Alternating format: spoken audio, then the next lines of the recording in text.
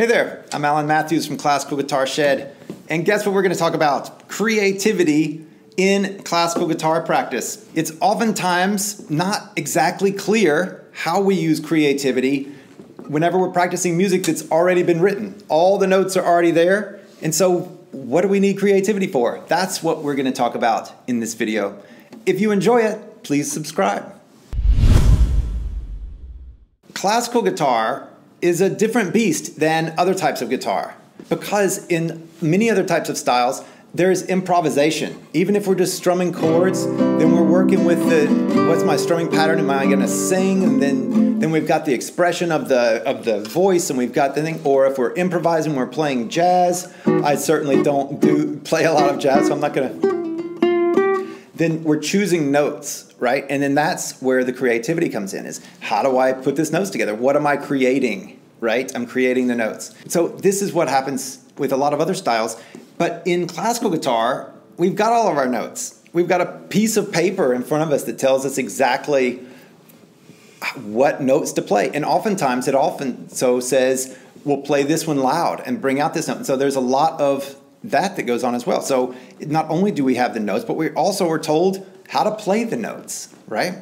And then we've got our practice, which is our technique. And so then if we're following a particular method of technique, then we could say, well, now I'm being told also how to move my hands. And so then where do I need creativity in this, right? It's all scripted. But there are places we use creativity in our practice. And so here are 3 zones of our practice where we use creativity. Zone number 1 is solving problems.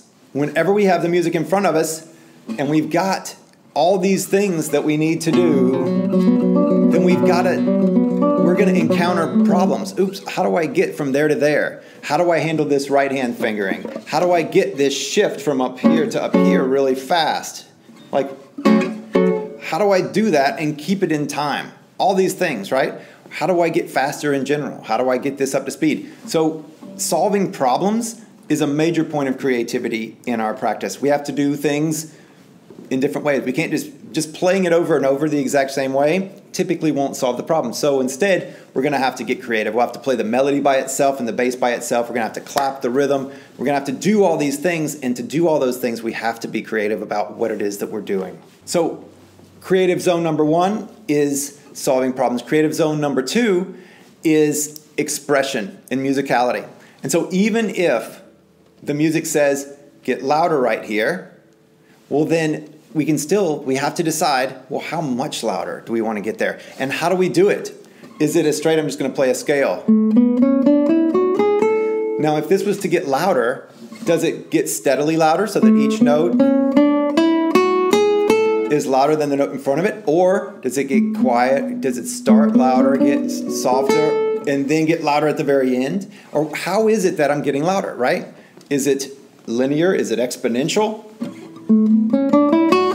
So that the last 3 notes get way louder than the other ones. All these, and that's just one little scale, just getting louder. There's also getting softer. There's also inflecting a rhythm within there. All different kind of stuff. So musical expression is certainly a creative endeavor. We have to breathe life into this stuff.